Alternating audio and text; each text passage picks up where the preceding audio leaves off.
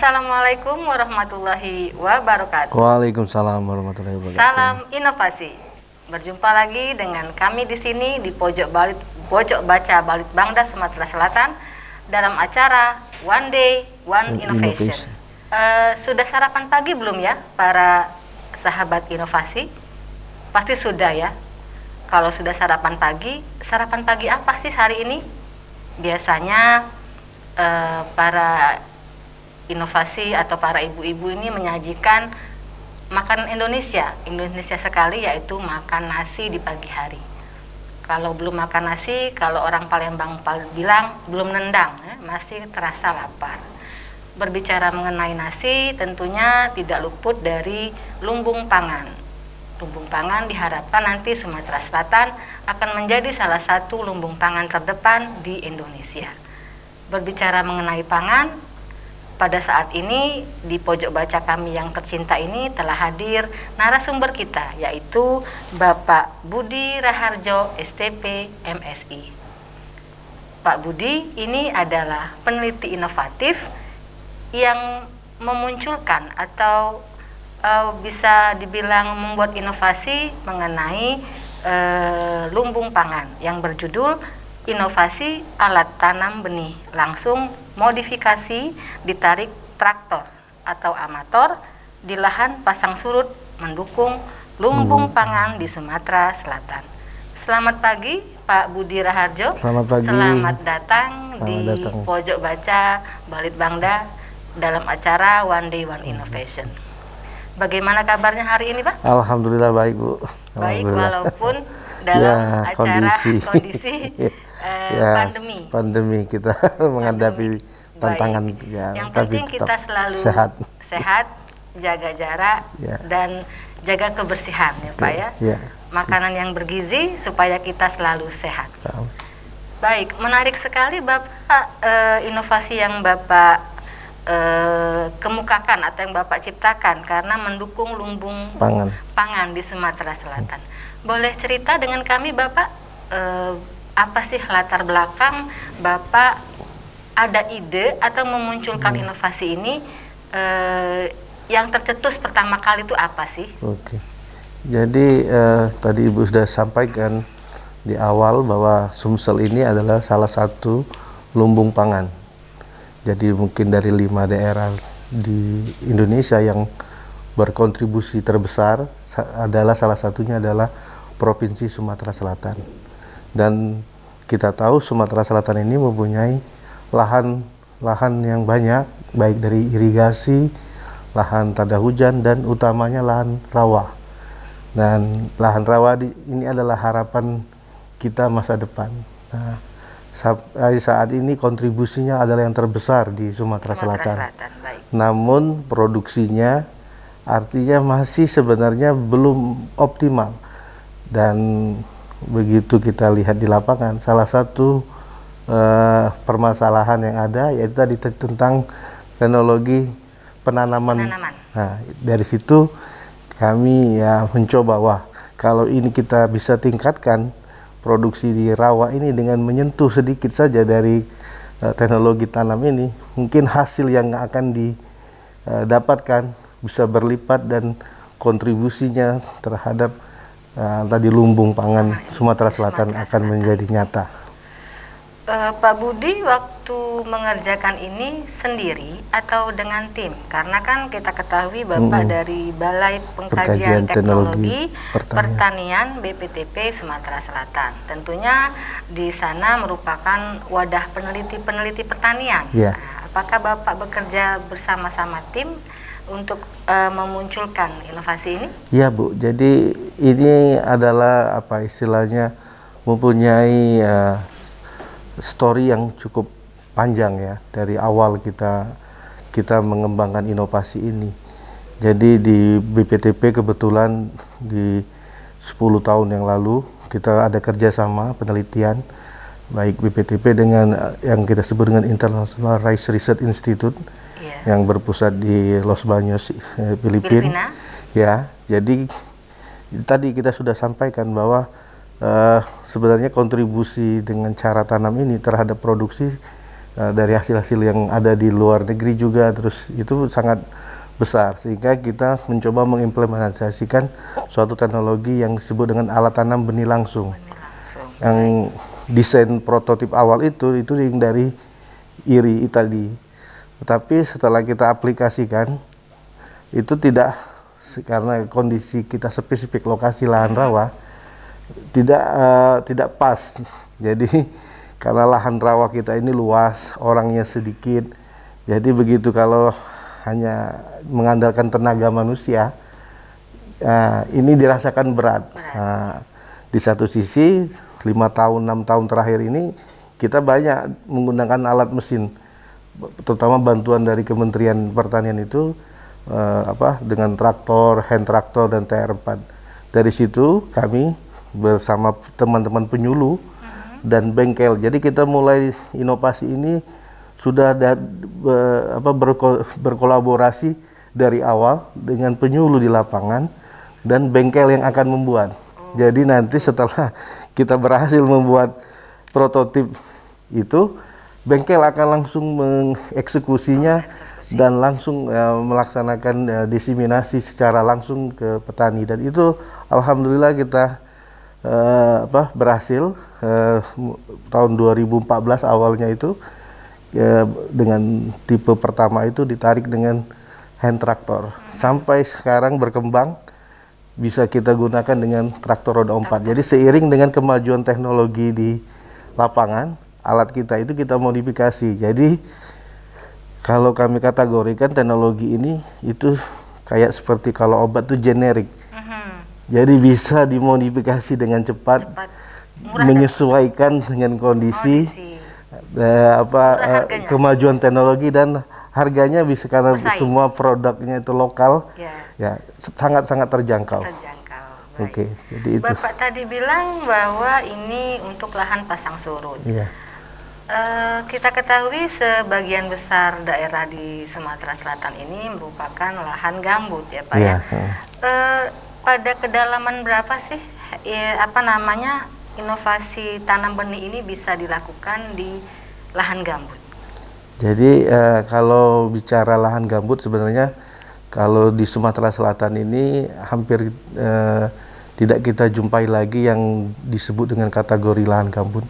Paling tidak hanya ada sedikit lahan-lahan yang kita kategorikan lahan bergambut. Artinya dengan pembukaan lahan sejak tahun 80-an itu dan melalui proyek reklamasi, lahan-lahan pertanian yang sekarang ada di pasang surut itu semua sudah terkategori menjurus ke lahan mineral dengan gambutnya yang tipis dan ataupun bergambut. Sedangkan gambut-gambut yang tebal itu masih dikonservasi, jadi tidak kita olah. Rata-rata tidak kita olah. Kalaupun diolah itu pasti untuk lahan HTI atau lahan-lahan yang tidak terkait dengan tanaman pangan. Nah, jadi alat ini sangat sederhana sebenarnya, hanya meletakkan benih yang akan kita tanam di permukaan, terus kita tutup dengan tanah lagi. Nah, jadi selama ini petani hanya menabur secara manual dengan jumlah benih yang tidak terkontrol. Artinya ya kadang-kadang lebih dari 100 kilo, ada 80 kilo. Dan kita rasakan sekarang karena benih itu adalah yang modal utama dan harganya juga cukup mahal ya, 10.000 atau kalau tergantung kelas benihnya. Nah, kalau dengan alat ini kita bisa mengurangi kebutuhan benihnya hampir lebih dari 50%. 30 atau 35 kilo itu sudah cukup untuk 1 hektar lahan. Dan yang kedua, lahan yang menggunakan alat ini nanti tanamannya jadi teratur, Bu. Kalau dia hambur dengan manual yang kita sebut dengan sonor itu, ya tadi ada bagian yang rapat atau ada yang bagian yang agak jarang. Nah, nanti setelah tanamannya tumbuh 2 minggu, 3 minggu, itu butuh tenaga kerja yang banyak karena mereka ingin mengatur lagi, mencabut yang di tempat-tempat yang tadi terlalu padat tadi dipindahkan ke yang masih jarang. Dan ini butuh tenaga yang sangat banyak. Jadi mudah di awal, setelah 3 minggu mereka itu kita sebut penyulaman ya. Penyulaman. Nah, tapi kalau dengan menggunakan alat ini dari awal dia sudah Mengatur jarak tanam. jadi jatuh dalam satu barisan. Oh, begitu. Karena makanya alat ini kita buat seperti drum seeder, artinya kayak tabung. Kayak tabung. Terus kita lubangin dan berbaris sehingga nanti benih yang jatuh keluar dari alat ini akan berbaris, misalnya jarak 20 cm ataupun kita bisa setel, bisa jadi 40, tergantung kebutuhan kita menyesuaikan lokasi.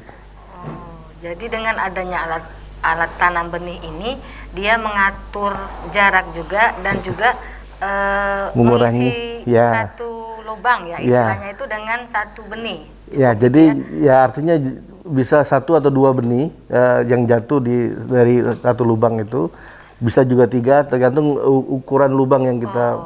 Jadi kalau mungkin kalau hanya 1 mungkin khawatir kalau daya tumbuhnya nanti jadi kita biasanya kita buat 2 sampai 3 per lubang itu jatuh dari satu lubang.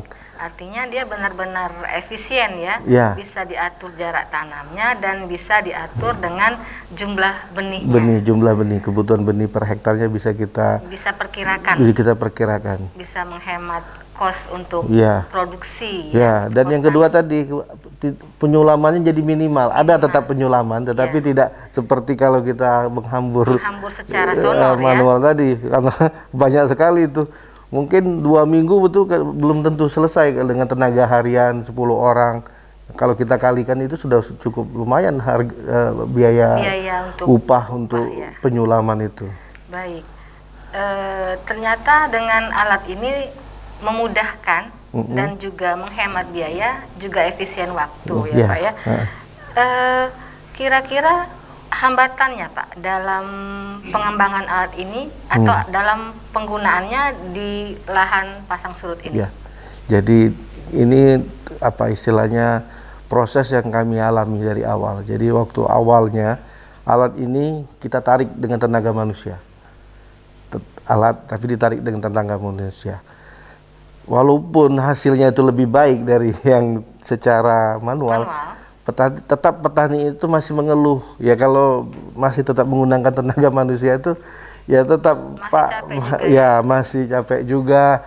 Jadi tidak terlalu terlihat perbedaannya karena bukan apa-apa di pasang surut ini, terutama di Sumatera Selatan, tenaga kerja itu langka.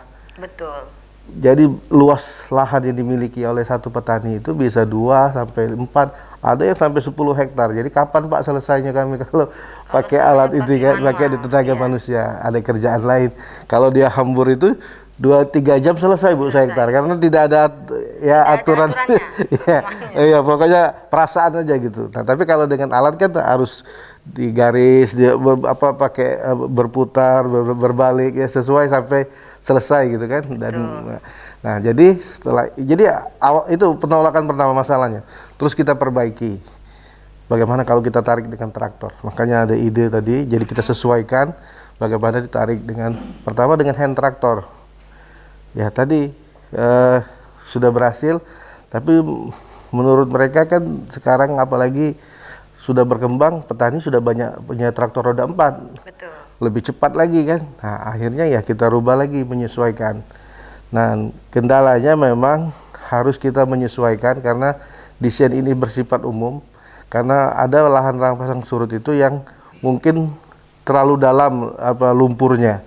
Nah, itu makanya saya bilang tadi teknologi ini bisa kita modif dengan istilahnya sesuai dengan kebutuhan lokasi. Itu mungkin bannya berbeda Bu.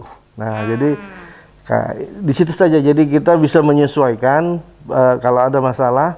Oh, ini tidak cocok di lahan yang lumpurnya dalam. Nah, berarti kita harus desain lagi yang bannya. Jadi terbuka sekali. Jadi teknologi ini dengan tidak baku di modifikasi yang terakhir ini. Ini sekarang sudah ada, kita sebut modifikasi yang ke-6. Nah, jadi terus jadi ini menyesuaikan dengan ini tadi, karena esensinya pertanian itu kita menyesuaikan dengan kemajuan dan teknologi, apalagi belum bicara ada teknologi 4.0, kita belum lagi ke situ nanti bagaimana. Ada sekarang teknologi yang dikenalkan nabur benih pakai drone, Betul. tapi kayaknya belum ketemu formula bagaimana biar dia, karena itu dijatuhkan dari atas ketinggian, kadang-kadang sebaran benihnya masih belum teratur seperti kita pakai amator. Jadi tapi ke depan pasti terjadi itu, makanya teknologi ya mengikuti terus kita. Betul. Selalu progres ya kalau teknologi.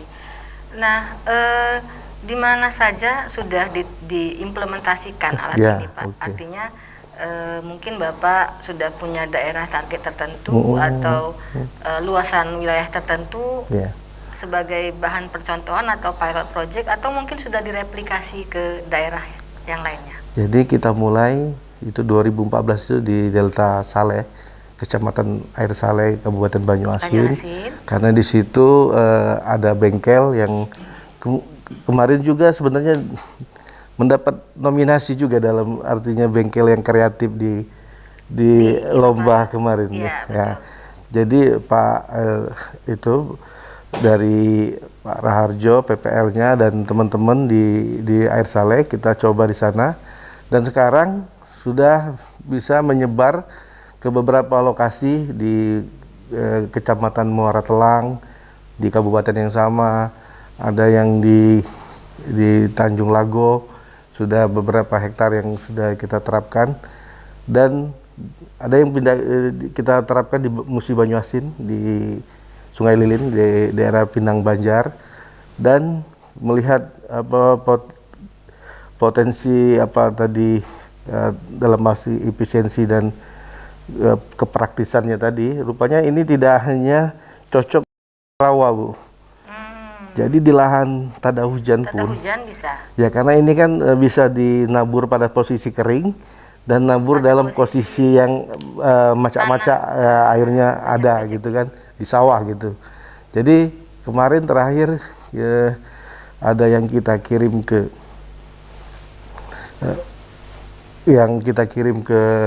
ke Riau Kepulauan, itu ada di daerah Kabupaten Karimun, kemarin kita kirim.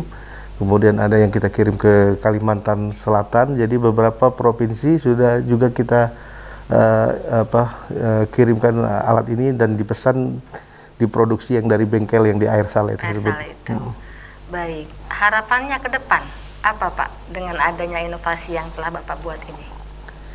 Ya, kita berharap petani terus memanfaatkannya, karena dari hasil penelitian kita ini paling tidak bisa dari segi produksi meningkat, jadi 0,5 sampai 1 ton per hektar. Kemudian dari segi biaya produksi sangat mengurangi dalam upah tenaga kerja dan kebutuhan benih, jadi sangat membantu sekali.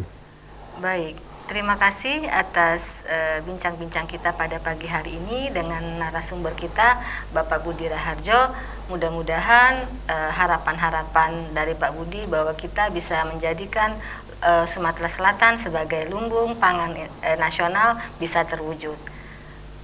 Sekianlah acara kita pada hari ini. Jangan lupa kita punya jurus 4S.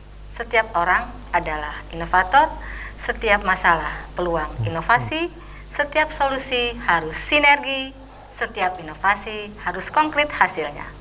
Wassalamualaikum warahmatullahi wabarakatuh. Waalaikumsalam warahmatullahi wabarakatuh.